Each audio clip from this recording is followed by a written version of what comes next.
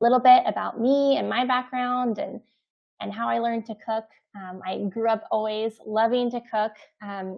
Come from a family of foodies. My mom in particular is really where I learned like my passion for cooking, and always wanted to go to culinary school to be a chef. I think when I was 7 years old, I was saying that.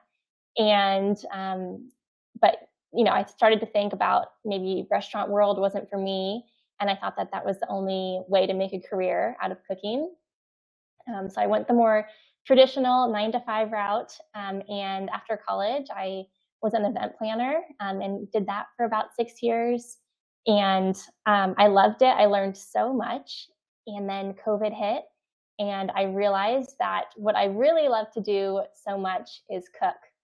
And I think, like a lot of us that time, 2020 in our lives, I think how to sit back and think about what it is exactly that we really want to be doing every single day. And that for me was, I woke up and I wanted to cook. So I started my blog. It's called Cece's Table.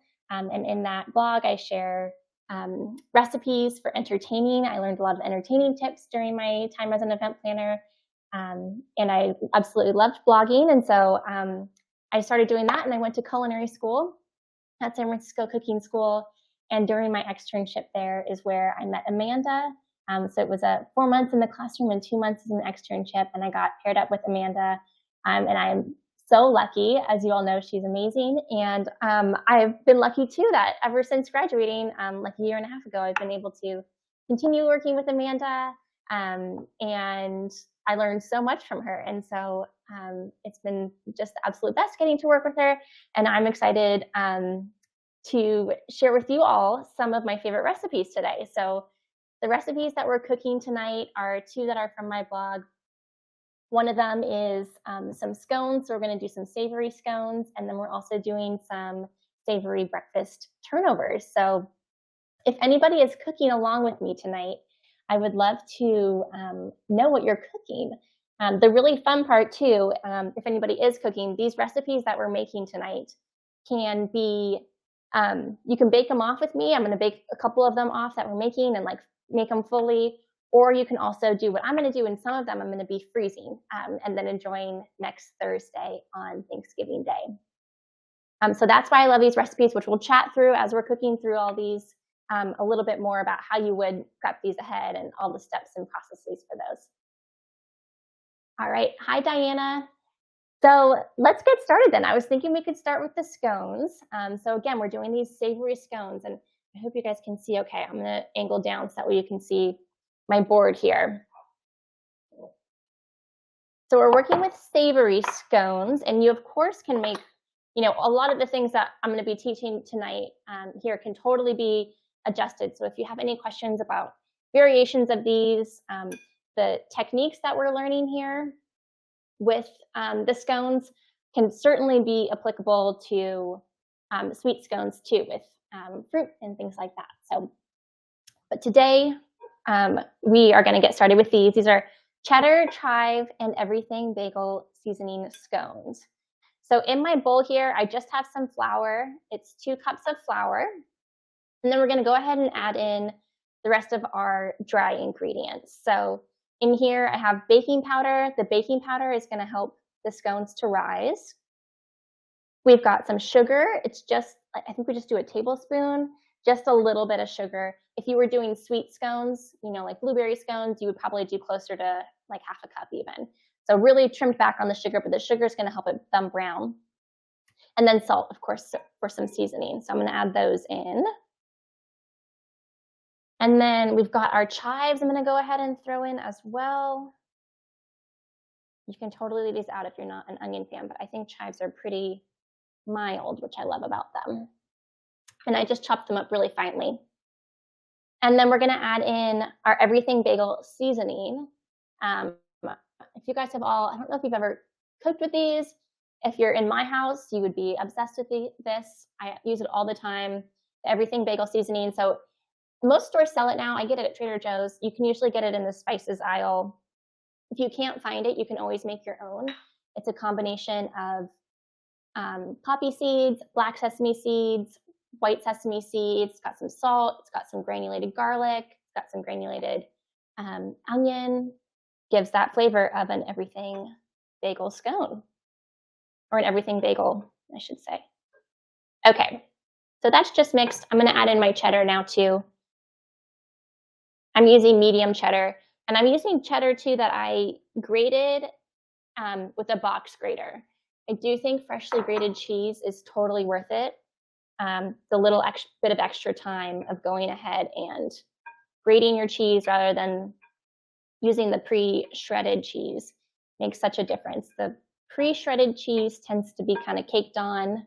Oh, awesome, that Costco has it too. Thank you for that tip, Katie.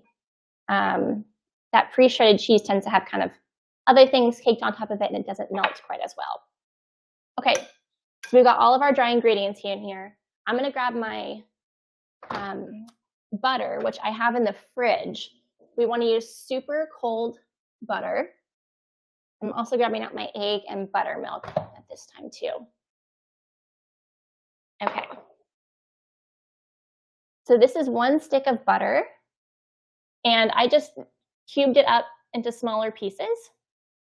We're using cold butter. We want all of our ingredients to be cold. We're even going to end up freezing these scones before we pop them in the oven. The thing with butter is that there's liquid in them.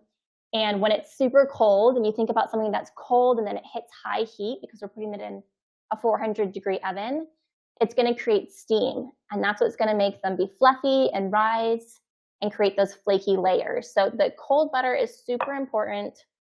All of my ingredients are pretty cold right now. You could honestly refrigerate the flour and everything before too if you wanted. But I'm going to go ahead and add all of the butter in here. And I'm just going to use my hands and break up the butter into smaller cubes. We're going for those kind of like pea-sized pieces. And now every time I'm breaking up the butter, I'm reaching down and I'm grabbing a new piece of flour. I want all of the flour and all of those dry ingredients to get to interact with the butter. And you'll start to notice a little bit. It might be a little bit hard to tell because we have that yellow cheddar in there. But you'll start to notice the flour is going to turn a little bit yellow from the butter, which is great. It means it's all interacting. It's all becoming buttery. It's going to be so delicious. So we're trying to work somewhat quickly here because we don't want this butter to get too melted. And it doesn't have to be perfect. There can be pieces that are smaller. There can be pieces that are bigger. Those bigger pieces are honestly so delicious because they're going to be those big flakes. Who doesn't want that? There are other recipes too for scones that grate the butter. So if you want to save some finger muscles, you can certainly do that. If you're going to grate your butter, you'd want to pop the butter in the freezer before you do that. And then you would also still want to, when you mix it in, make sure that it's really well incorporated. And again, that all that flour is interacting with the butter. All right, this is looking pretty good. Mine broke up pretty quickly. All righty. Clean off my hands so you can kind of see it's just like, hope you guys can see a little bit, just kind of these like little bit of flakes. All righty, I'm gonna clean my hands real quick.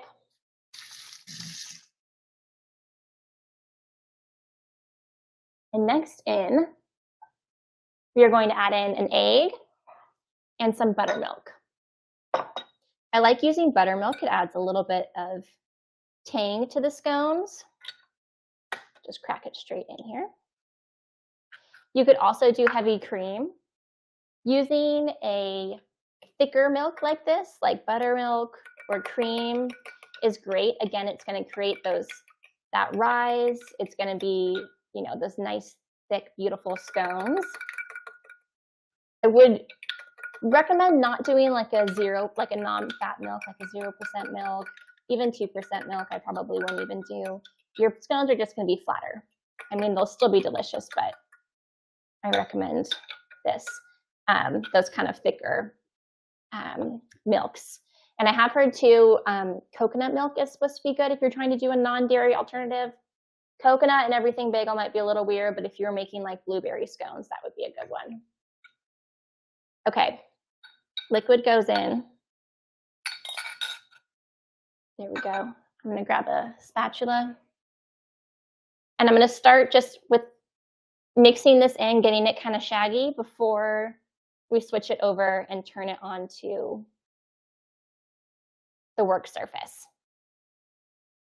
It's coming together, starting to get a little shaggy. This is what we want. And we don't want to overmix our scone dough because we want to still have those big flakes. If we overmix it, we're shrinking everything together too much, and you're going to make everything kind of tight and not those flaky scones. Okay, this is looking good. Now, if you lived in a super dry environment or a super humid environment, you might need to adjust this a little bit, but it's pretty humid. It was actually raining here just a minute ago. Pretty humid where I am. But I'll show you what we're going for. All right, I think this is looking good. Let's get this off of here. And now we're just gonna plop this. I'm gonna put a little bit of flour on the surface just in case. Plop this guy on here.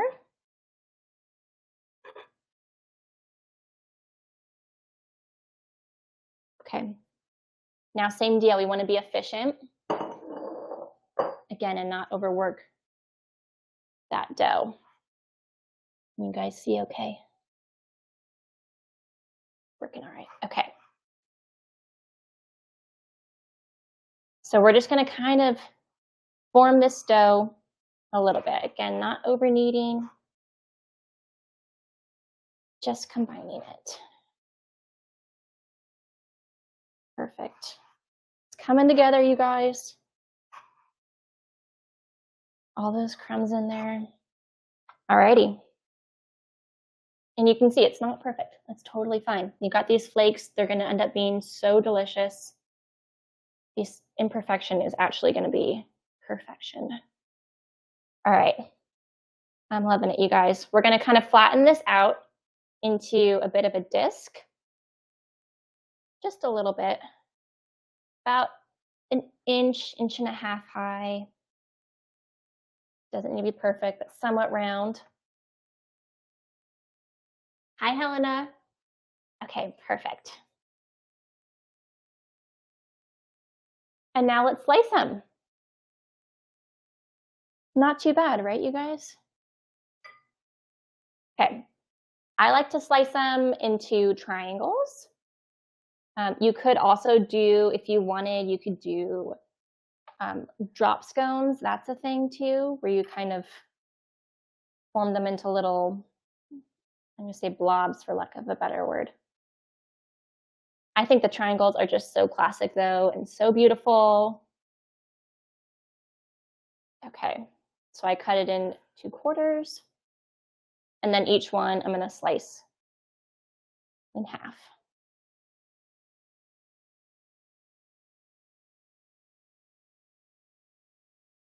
Perfect. Okay, there we go. And we have scones.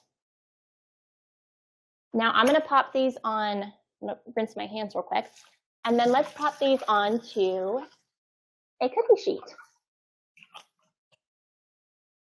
Pop them on a cookie sheet, and then we're gonna let them freeze for just about 10 or 15 minutes while we get working on our next recipe. I have a bench scraper. This is one of my favorite tools. I might have already told you guys in another class with Amanda, but I love my bench scraper. It's like my third hand. Once you start using it, it's hard to not have it.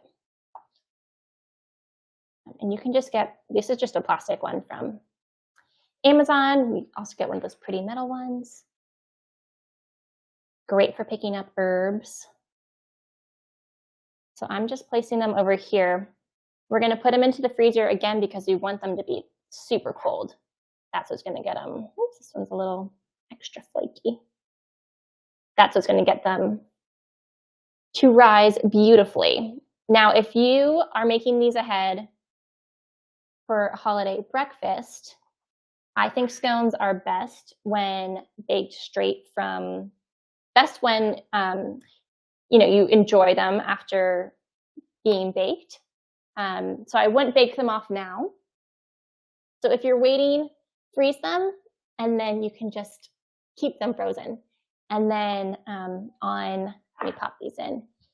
And then on Thanksgiving morning or any holiday morning that you want to enjoy them. Let me rearrange a few things in here, see if we can get them to fit. All right, going on a smaller sheet pan. Let's see. So if you're making them ahead of time,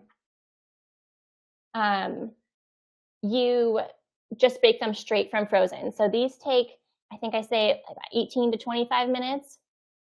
They'll just take a couple extra minutes longer if you go straight from frozen, but that's totally fine. And then you're gonna have warm, buttery, flaky scones to wake up to, which is the absolute best. I got this scraper just from Amazon. I think it was like 2 for like $4.99 or something like that. Okay, they're on a little guy now. Now they'll fit in my freezer. Perfect. So I'm gonna let those hang out for about 10 or 15 minutes, or once we get kind of the sausage and everything going for our next ones.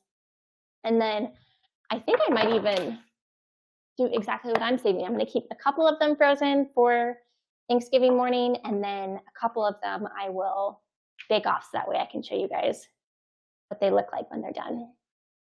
Plus, I just want some, and that's going to be that and breakfast turnovers. I'm having breakfast for dinner tonight. Okay, moving off my board real quick, and then we'll switch over to our other recipe. Does anyone have any questions about the scones? How you'd make them ahead, variations? This came together pretty quick.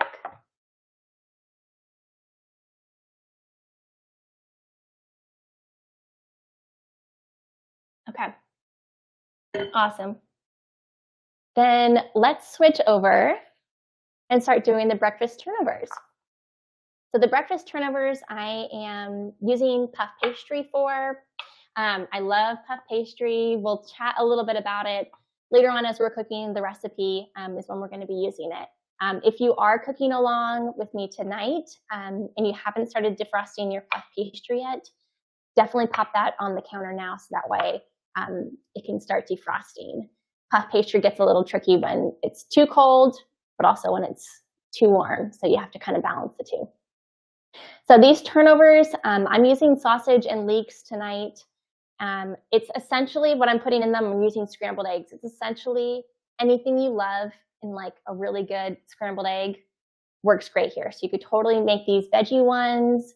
If you don't like leeks, you can totally leave those out. These are pretty flexible. You could do bacon ones, you could do ham ones. Veggies like peppers and onions would be delicious. Anything like that. If you are cooking with veggies, say you're doing mushrooms or peppers, things that have water, you do just kind of want to cook out that water in them so that way they don't get too liquidy. But for the most part, this is a pretty flexible recipe as well, and you can kind of use whatever you like to use. So tonight we're doing sausage and leeks. I'm just using some mild Italian sausage and then some leeks. So let me show you what we have going on here. This is just half a pound of sausage. I'm going to be cooking it just over here on the stovetop. And then the leeks. So the leeks I got, they were already trimmed for me, which was nice. And they were pretty big, so I didn't use the entire thing. Like, this is a lot. I used about this much of it. And I sliced it down the middle this way and then like this way to get these thin little moons. And then with leeks, anytime you're cooking with them, they have a lot of sand in them. So you want to be sure to get them super clean. These ones that I had were already pretty clean, but I went ahead and I just soaked them in some cold water for about 5 minutes and then drained them. When you drain them though, you don't want to dump it because you'll just end up dumping the sand on top of it. So carefully kind of pull the leeks out and then empty the water, and then we can put the leeks back into a clean bowl. Okay, so let's turn on our stove. Got the heat going at about medium heat. I'm going to let that heat up for a second. Alrighty, any other questions? It doesn't look like it so far.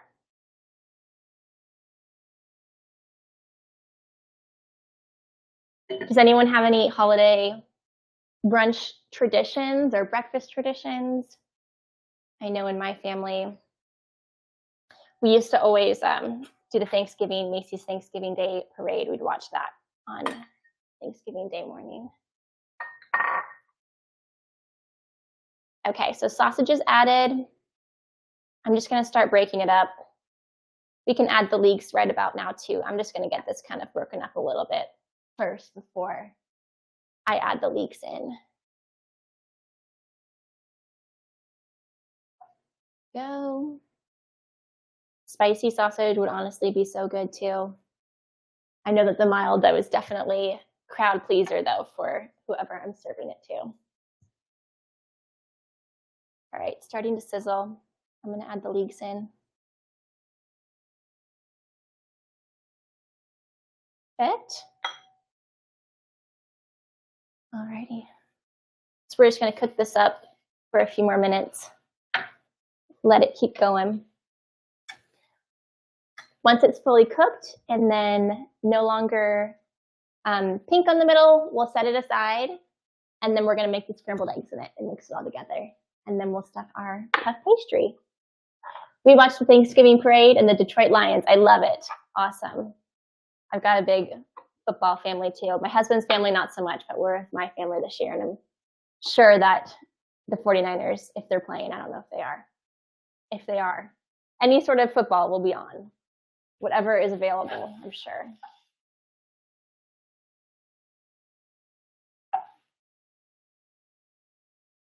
Ready.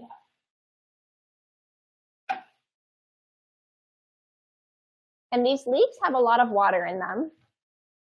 So it might look like a lot when you first throw them in, but they're like any other onion in that sense. And so they're going to really cook down as they're cooking and really evaporate a good amount. So we'll keep letting them cook. I'm going to keep an eye on them. Make sure that they're not starting to brown too quickly, starting to burn or anything like that. And then we'll turn the heat down if they do. Meanwhile, let's pull out the puff pastry and see how that's looking. So I've been kind of going back and forth a little bit today of it coming from, it was frozen when I bought it, as it usually is. And then I moved it over to the refrigerator this morning, and then for a little bit I put it on the counter, and then I was getting too soft. So you just kind of gotta, whenever you're working with it, keep an eye on it. Mine came in rolls. Oftentimes they come folded into sheets. But mine are 2 rolls, and this is going to be pretty good. So I'm not too worried about it anymore. I think this is going to be the right consistency. You see how it's bendable? There's parchment paper that comes on it. Bendable, but it still feels super cold to the touch. So this is good. So I know it's good. It doesn't need to go into the freezer because it's not super hot. It doesn't need to go on the counter. I'm just going to pop it back in the fridge and let it hang out there for a minute while we keep cooking. Do you have preferred puff pastry? Trader Joe's. This one is from Trader Joe's. It's where I tend to do most of my grocery shopping because it's so affordable, and I love kind of all their fun stuff that they have there, and great for me. I'm just someone that's cooking for 2, and I find that they have a lot of good size portion food there for that. So this is from Trader Joe's. There's one also from Whole Foods that's really good too. It's like a red and white container. That one's really good. Sometimes, honestly, I think there's been some like puff pastry shortages in the past. I remember that in previous years where I'm driving all around town. I'm literally like, anything I can get my hands on, I will take. But I do like this Trader Joe's puff pastry. This one, I think they have, let me look at the package. I think it's just pretty good ingredients. They say it's all butter. Let's see. Yeah, mostly just flour and butter, a little bit of salt. Right, sausage and leeks are coming together. It is smelling so good. I think Amanda mentioned this the other night that we need to get a smelling feature going on here. That capability for these classes would be great. I've never used puff pastry. I'm heading to Trader Joe's tomorrow. I'll pick it up. Awesome. Yay, Katie. I'm so excited. Yeah, the first time, just be patient when you're working with it. And you'll see a little bit more why when we're, it's like any dough. Anytime you're working with pie dough or things like that, just the temperature, it can easily become sticky too fast. So if you're in a rush, it can sometimes can make you a little bit stressed, but give yourself time. If it starts to get too hot, pop it back in the fridge or freezer. But it's so delicious, super flaky. If you've never had it before, it's kind of like pie dough, but just even flakier and butterier. So good. Fun for the holidays, a fun holiday treat. And you can totally do this too. What I'm, chatting about today too with puff pastry, these would be great for hand pies too. So if you did like little homemade strawberry jam or things like that, cooked down, or apples would be very seasonal. If you were to cook down some chopped up apples with some butter and cinnamon, that would be so delicious. This is looking pretty good, everyone. And that would be super fun too for Thanksgiving if you were to do. I know there's lots of recipes if you wanted one online for that. But if you wanted to do like apple turnovers or hand pies, it'd be kind of a fun one too, especially if you have a family that after you guys eat, you just kind of lounge, or people get dessert when they want. It's kind of a little more finger foody. That would be fun. All right, this smells amazing. I'm going to show you guys where we are at. Let's see. I should be able to see. Here we go. Close up. The lighting, it looks not as great, but I promise they look really delicious. And these can totally be made ahead of time, Helena. If you're going to make these ahead, I would freeze them. So we're going to stuff them, and then before you bake them, freeze them. Even if it's just a day or two, the refrigerator tends to be kind of a damp place. And so it's going to get that dough kind of sticky if it was to just hang out in there. But in the freezer, they'll stay in great shape. Once we fold them, I'll show you too, again, how to freeze all these. But once we fold them and package them up and everything, you would just pop them straight into the freezer. And once they're frozen solid, the next morning, you can put them in a Ziploc bag, seal them up. And then on Thanksgiving morning, you could just pop them out, put them on a sheet pan and do the egg wash and bake them straight from frozen. They'll take a few minutes longer. They'll be more, I think I say these take like 20 to 25 minutes. They'll be more like 30 to 35, but they're completely done ahead of time. So that's what I'm going to do with some of these. They'll last for like a month in your freezer. So you can absolutely make them tonight, this weekend, whenever you want to make them. And then you'll be ready. Okay, so I went ahead and I took my sausage and leeks out. They smell amazing. The leeks were just starting to get a little bit caramelized. And the sausage is broken up into crumbles. So that is exactly what we are wanting. And I turned the heat off on this. This pan is super hot. So I'm going to go ahead and give this pan just a minute to kind of cool down while I grab the rest of my ingredients. I've also got a little bit of just some leftover leeks that I don't want to burn. My sausage wasn't too oily, so I don't have a super greasy pan, but if you did, you might want to remove some of that grease. Okay. Pan is fairly clean. It's still fairly hot, but I'm not too worried about it. So we're going to start cooking the eggs. I'm not even going to turn the heat on yet. I'm going to see if I can even just cook these on the residual heat. I want these eggs to not be super hard. I love a good soft scrambled egg. And since the eggs are going to continue to cook too in the oven, we want to make sure that they don't get overcooked. And actually, you know what? Now is a good time. I'm going to pop my scones. If you don't mind me going back and forth, I'm going to pop my scones real quick in the oven. So just one moment. Let's pick 2 to bake off tonight.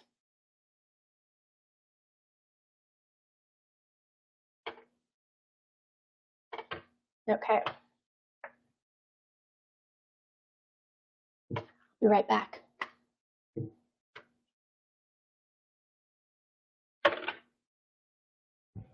All right, I want these to be done in time for you all to see, so I'm going to switch gears real quick. We've got our scones. I'm going to bake off 2 tonight. I'm going to brush them with a little bit of buttermilk. This is just going to help them be nice and golden brown.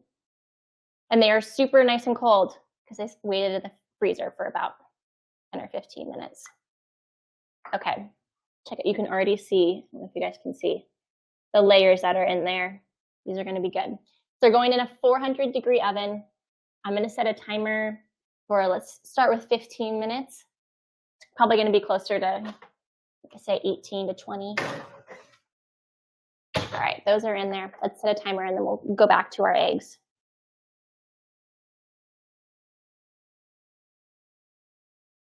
Okay, timer is set. Okay, back to our eggs. My pan is still pretty hot. I've got 6 eggs in here. We're making 8 turnovers. So you can see you don't need a ton of eggs because if you've ever stuffed like a dumpling or if you've ever stuffed hand pies or anything like that, you'll know that it always ends up being this little amount. And if you try to go overboard, it just becomes way too much and you can't close it. So it's just half a pound of sausage, 1 leek, and 6 eggs. And then we're going to do a little bit of cheese too, because I love cheese in my eggs. Okay, so these are starting, even just from the residual heat, I'm getting a little bit of cooking happening. So around the edges, I'm seeing it start to form together. I think I am going to turn the heat on just a little bit. Just on fairly low. And we'll scramble them. The heat work through it for a second.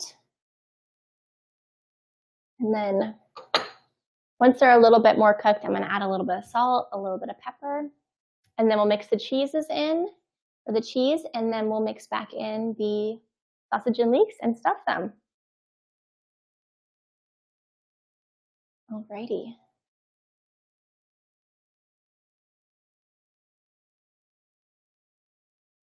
I'm so glad you all were able to join tonight. Thank you for taking the time on a Thursday night to be here. And I hope you've all seen too on Amanda's emails. And if you haven't, definitely save the date on Saturday, this Saturday at 3. She's teaching a Thanksgiving Q&A class. So you can bring all of your questions. She's going to chat through how to prep everything, how to be a master of the timing, because I know how hard it can be to get everything out and being hot on time. So if you have any questions for that, definitely bring those. But also if you can't make it too, you can always email. I am the one that monitors the hello@amandahaascooks.com email address. If you just shoot an email over there with a question that you want her to cover, I will make sure that gets to her. That way she answers. If you shoot it over by end of day tomorrow, I'll make sure she gets it. Okay, our eggs are looking good. I'm turning the heat off again. They're scrambly. I don't think scrambly is a word. They're scrambled, but still have a little bit of moisture to them. So heat is off. I'm gonna add in salt and pepper. Just a good pinch. This sausage already has some salt in it, so you don't need a ton. I like black pepper. You don't have to do it if you don't want. And then that cheese. Oh, and I think I was supposed to do a little bit of butter too. We can add that in now. It's hot enough where it'll still mix in. And you can totally leave that out though if you don't want to add butter. But it's the holidays. Let's do it. And then let's mix in. I'm using cheddar cheese. I'm just using the same medium cheddar that I used in the scones, but pepper jack would be delicious in this if you like a little spice. Regular jack cheese would work great. Yeah, a smoky cheese would even be kind of fun. Or you can leave cheese out if you don't want to do cheese. These are super flexible. Okay. Cheese is melted into there. These are looking so good. Let's add that sausage and the leeks in now. Perfect.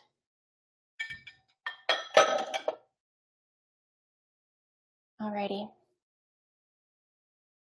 I mean, I could just eat this and be so happy, but we're gonna make it even better with the puff pastry. All right, let me bring this on over. Show you all what we're working with here. Here we go. Delicious.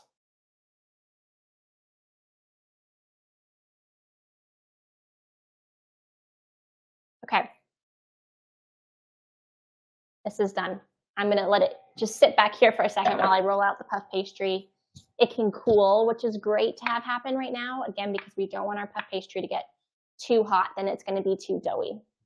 So that's cooling. Let me grab the puff pastry.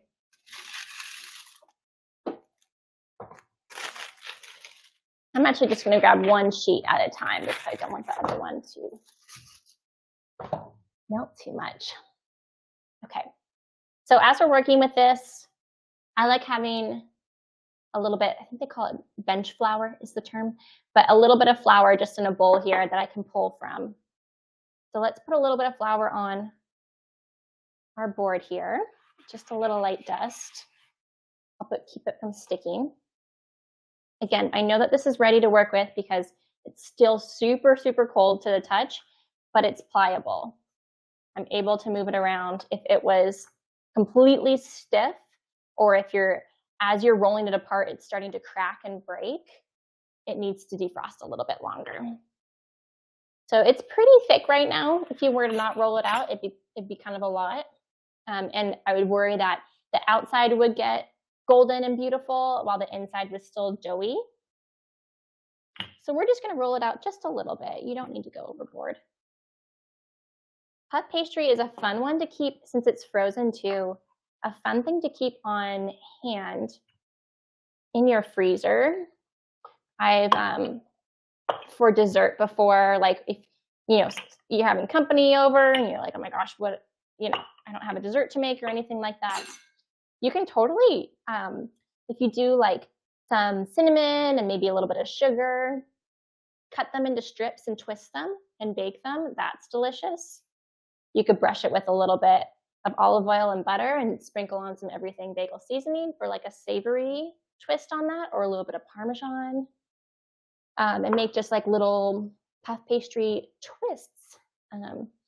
So that's kind of fun. And same deal, yeah, you can turn this into, it's really common for desserts, turn it into little hand pies. But this is a fun savory version. I personally am a savory breakfast gal. Okay. When you're picking it up, just be careful you're not tearing it too much. I like, as I'm going, I'm picking it up and I'm flipping it over or I'm rotating it just to make sure I didn't roll out this huge thing and then it's stuck to the board. So keep checking on it, making sure that it's not getting stuck. This is looking pretty good. I think I'm gonna call it. And it doesn't have to be perfect. Like you can see, this is a little bit squiggly, it's just fine. Not worry about it. Maybe a little bit more right here. Alrighty. Somewhat of a square.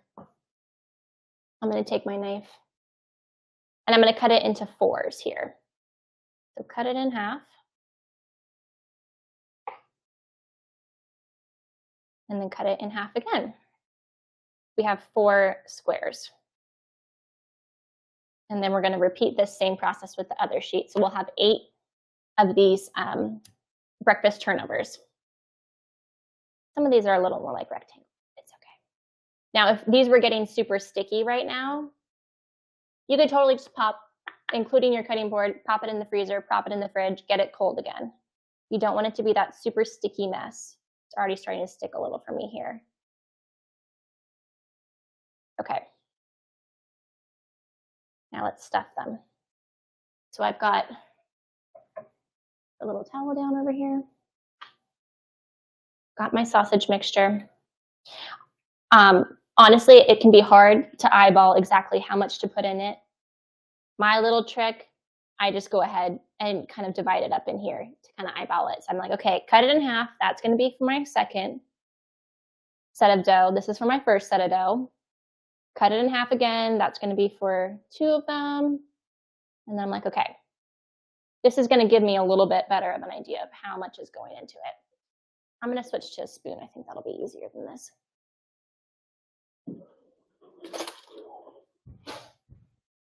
Okay, here we go. So stuff a little bit of it in there.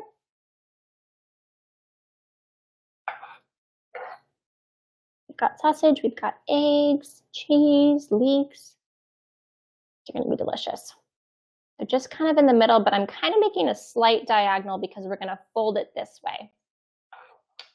A little more egg over here. There we go. Okay, keep the towel on hand. I like to try to keep my hands clean after I touch the egg before I touch the puff pastry so it doesn't transfer over. Not a big deal if it does, but okay. Now let's fold it over. And now we have our little turnover triangle. I'm just going to use my hands to kind of try to close off that seam a little bit. You can kind of press down underneath, try to even out that filling inside. I'm going to take a fork. You can get all fancy with it and try to do a pretty design. I think just a fork and seal it works great. I think it's easy, it's effective, and we want to seal it because we don't want everything coming out on the inside, and I think a fork tends to seal it the best. I'm going to take a knife. You can also take your fork and just make a little pocket in the top for the steam to release. Now this guy's done. I'm going to put it on a sheet pan and keep going, and we're going to keep making more. Let's see, how can I best? Getting tight on space here.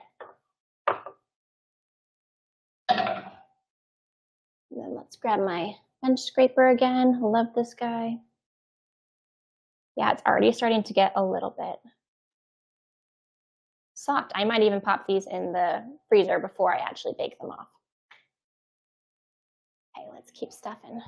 There we go.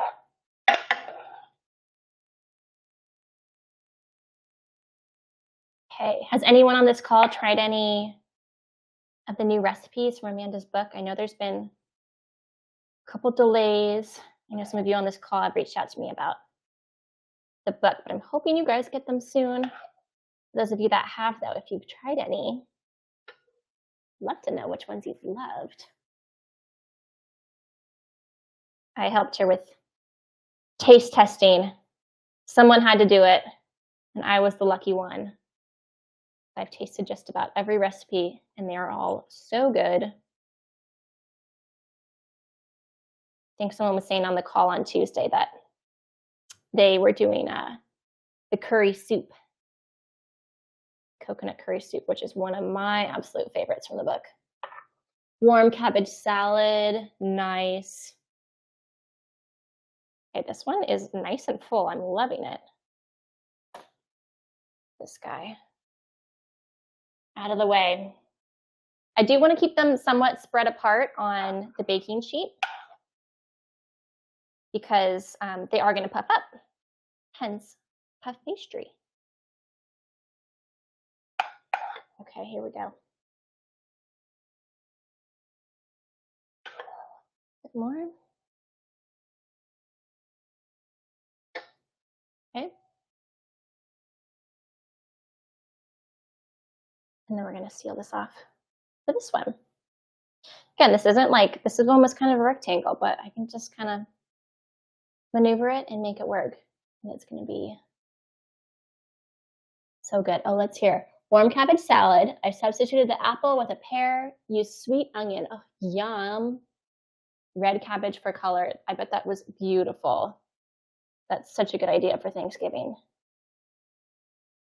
I feel like those star, like really gorgeous vegetable dishes sometimes get overlooked at Thanksgiving, and like they can be an absolute showstopper.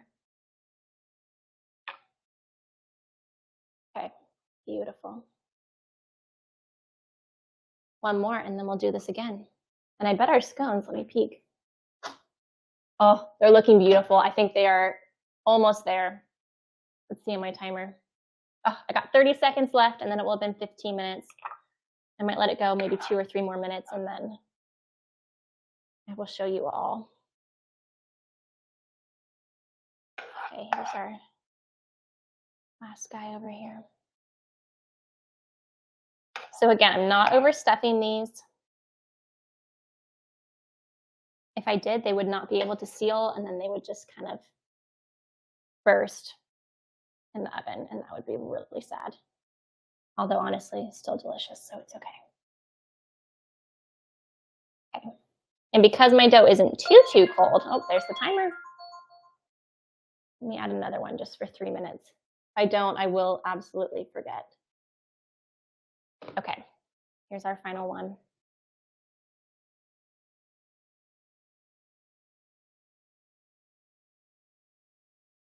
All sealed up. That little hole in it. Perfect. Okay. I think I'm going to bake some of these off. You know what, let's actually, these are pretty, especially because I was just keeping them over on top of the warm oven. They are getting a little bit melty. I'm going to put them in the freezer for just a minute. Get them a little colder before I bake them off. Okay, meanwhile, oh yeah, let's check on these scones. Let me grab an oven mitt.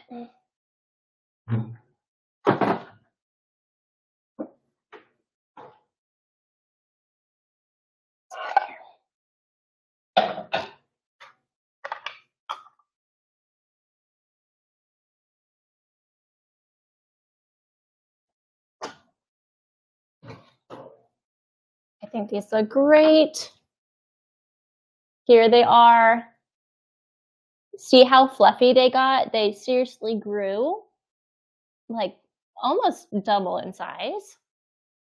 You can see on here, I hope that the camera quality is good enough, but there's like flakes going through here. And then I know that it's done. The bottom is golden brown. The top got a little bit of browning, just how I like it. You're gonna have kind of that like crispy outside, kind of flaky on the inside. Gonna be really good. I'm gonna cut one open. So good. See how flaky they are? Kind of falling apart. Now, when they're freshly baked like this, you can see like the layers. That's what we want. Thank you, Katie. They are so good. Yum. Oh, I'm so excited. My family is going to be so happy. I've got 6 more in the freezer. And I think we're having those for breakfast next week. And turnovers on another day. It's going to be a good week. I'm going to be a very popular person bringing all those. All right, I'm going to turn that oven off. Let's see. Did these cool down even just the slightest? I think they did. Okay.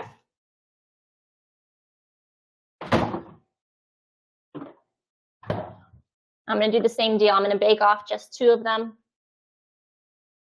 and then save the rest for next week and follow exactly the lesson that I am teaching, which is that you can make these ahead. I've got these here. You can stop that timer. Skip these guys over a little bit. And now these, we brushed our scones with buttermilk. We're going to brush these with an egg wash. So here I've got just 1 egg with a little splash of water. I just whisked it together. Get a pastry brush here.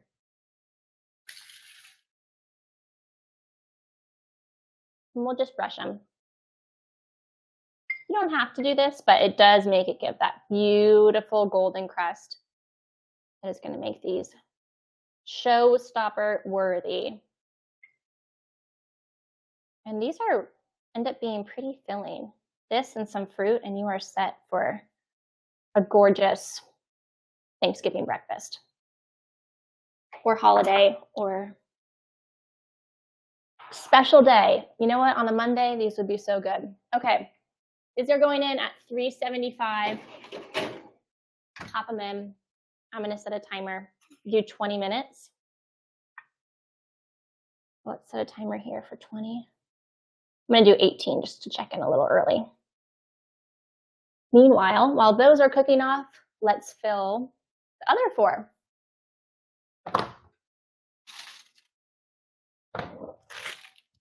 Alrighty. Oh, they do smell so good, Beth. Thank you, guys. They're going to taste so good. I'm so excited. And honestly, with fresh scones like that, I don't even think they need like any butter on top.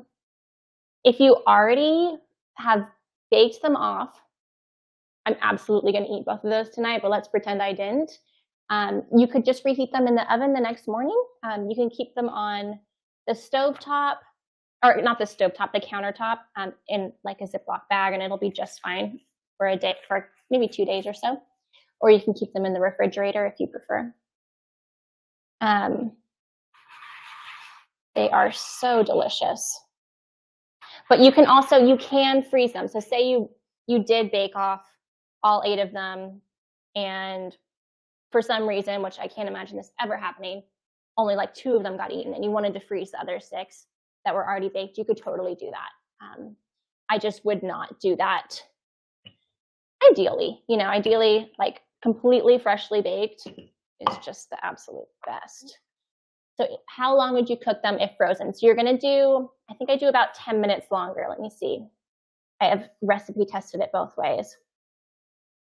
Yeah, I think it takes about 10 minutes longer. So if you're doing them straight from frozen, just a couple more minutes. Check in on them probably after 20, 25 minutes, I think is what they normally take. Check in on them then, they might be okay, but probably another 5 or 10, just a tad longer.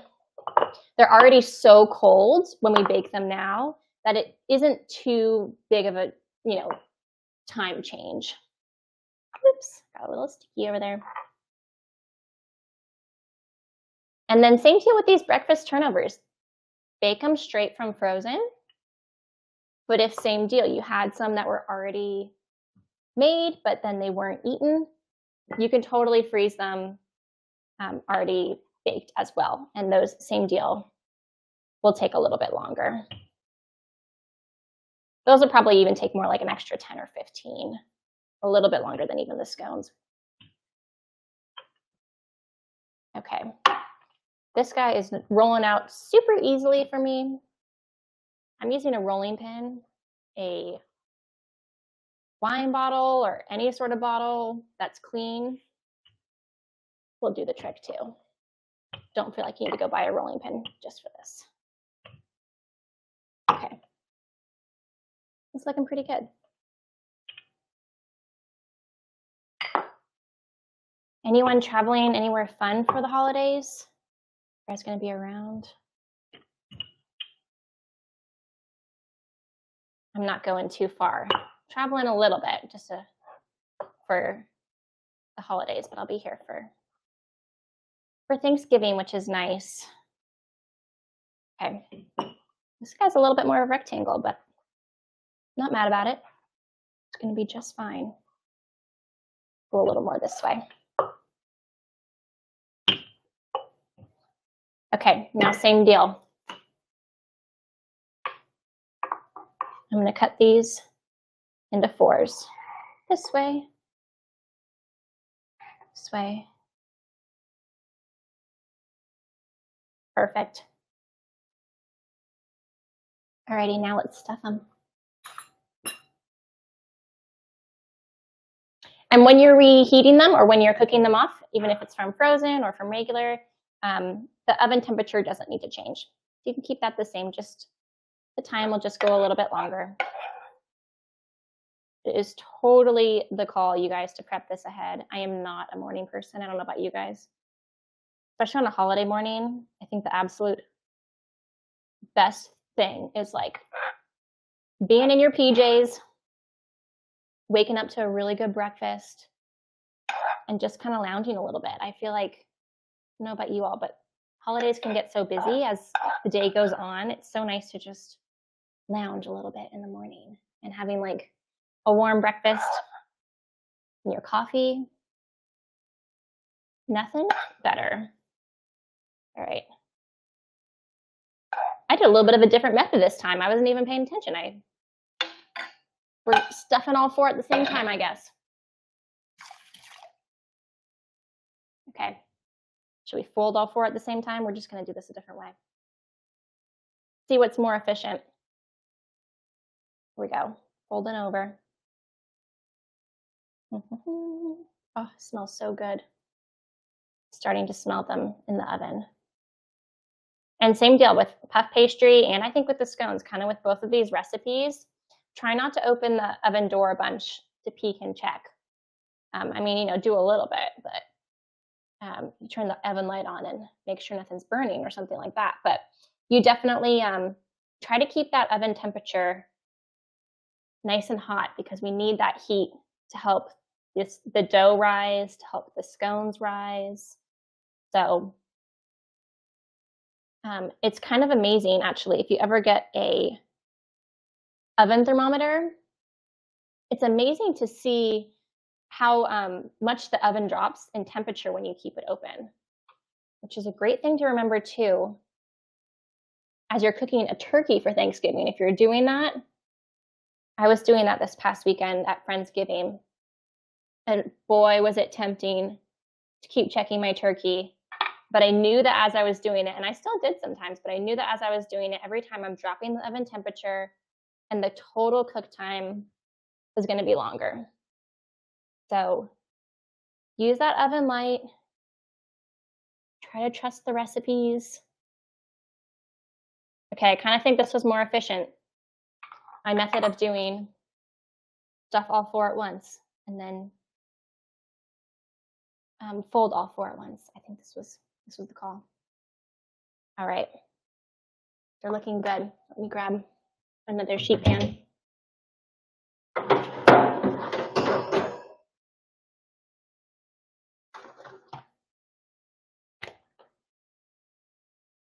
Okay.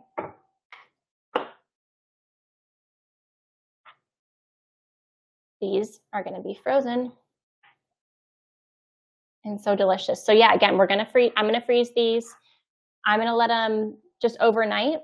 Being completely uncovered is totally fine in the freezer. And then in the morning, once they're completely frozen solid, they can touch each other and they're not going to stick together. If you tried putting these in a Ziploc bag right now, it would all become one kind of lump and get stuck together, and you try to pull it apart and it would break. So just let them freeze on the sheet pan like this. Once they're frozen solid, you can pop them into an airtight container. You can put them in a Ziploc or your Tupperware, whatever you use. And then from there, they should last, a couple weeks. They should be totally fine in the freezer. And then just bake them straight from there. Alrighty. So let's peek. Let's just turn on the light and see how I do that. Oh yeah. Okay, they're puffing up. But they are not golden brown yet, so we're going to wait just a little bit longer. Are there any questions that I can answer for anybody, either about these recipes or if there's anything else? We got a little bit of spare time. I think we've got a couple more minutes before those are going to be done, and I would love to show you guys some more progress on those as they're baking. So we will hang tight for a minute.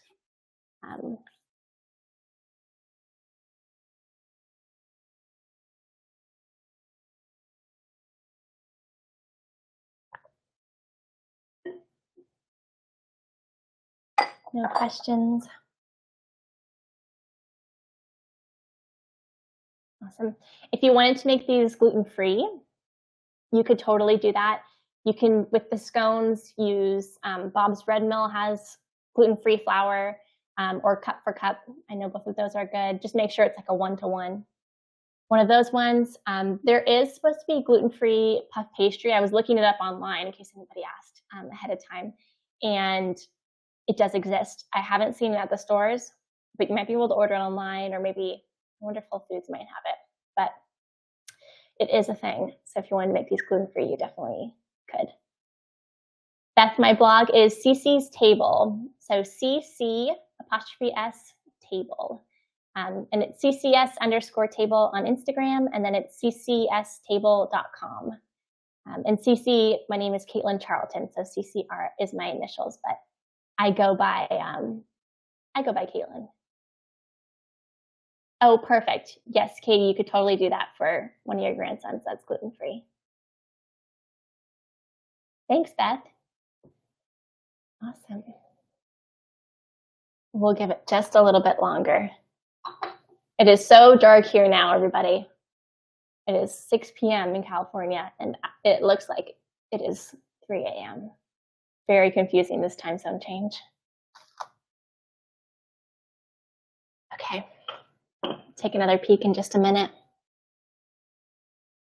Anyone have any other fun Thanksgiving or holiday traditions that they're doing? Or recipes they're excited to try? We could totally share recipes right now too. I just made a variation of the stuffing that you all made on Tuesday, a sausage and apple stuffing. It turned out well. I'm so excited. That is my personal favorite.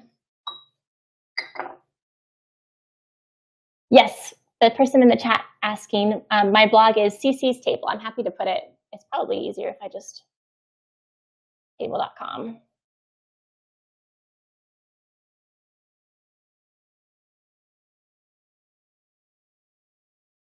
Ooh, yum. That sounds so good. Turkey roulade. Yum. So fun. I love when people get creative with the turkeys too. Last year I cooked the turkey. I broke it down. Well, I had the butcher break it down. Broke it down, and I cooked the white meat, so the breast separately from the dark meat. I braised the dark meat and then did the breast on the grill, and that was so fun. But doing something different is really fun with the turkey. Although it is always such a classic to just roast it whole. So you can't go wrong. But that's going to be so fun, Beth. Take some photos and let us know how it goes. And I know Amanda was just sharing on, it's in her Friday 5 tomorrow as well, her recipe for it. But she was just sharing how to spatchcock a turkey on Instagram. So if you haven't seen that, that's another. Oh, awesome. Butterflying a breast. Butcher is butterflying a breast for me, Beth. Awesome. Good idea. Yeah, for that, I mean, turkeys are so huge. If you can have your butcher just smile politely and ask nicely, if they'll take care of that, that is the way to do it. Katie, to answer your question, do you brine your turkey? Yes, I do. Amanda has a brining technique that she shared on Instagram earlier this week. She does a liquid brine where you do warm water and a bunch of spices and herbs, and she did some maple syrup inside of it too, and then let it all absorb overnight, and that looked absolutely delicious. I did a dry brine. So I did Friendsgiving, I was mentioning a little bit earlier, Friendsgiving last weekend when I cooked a whole turkey. So I did a dry brine, which is the same way that I cook my my whole chickens as well. So I did a 48-hour. When I do a chicken, I only do a 24-hour. I did a 48-hour dry brine on my turkey. So 2 days before, we were serving it on Saturday. So on Thursday, I took the turkey out, patted it dry, and then coated it, pretty liberally with salt, and left it uncovered in the fridge. And the first time I did it in cooking school, and I was like, is this, like, you can just leave something uncovered? Like, you can leave meat uncovered? And they're like, yeah, and you can. And, obviously you don't want it to be touching things, but keep it on the bottom shelf of your refrigerator in the roasting rack. And it, absorbs the salt, so it becomes super flavorful from that. Couldn't be easier, really.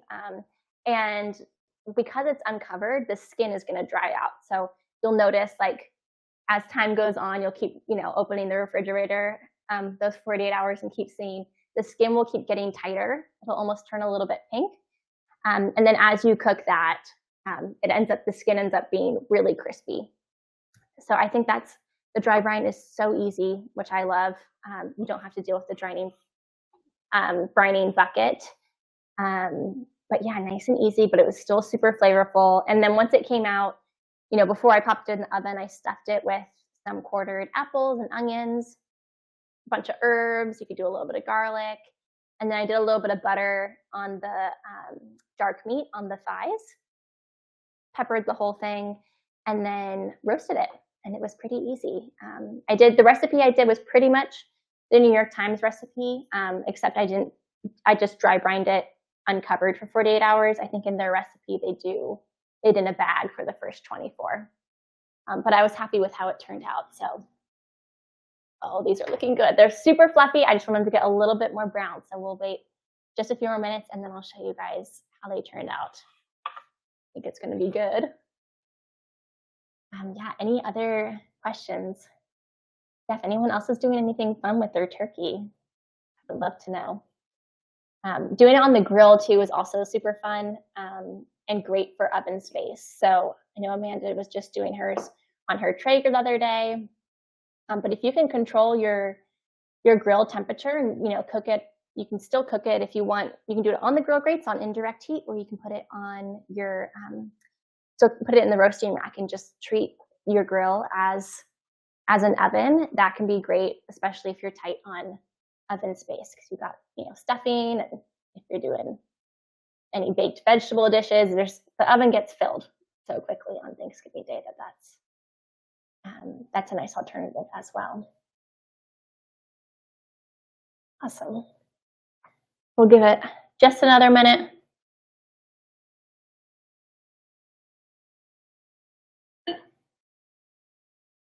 Alrighty.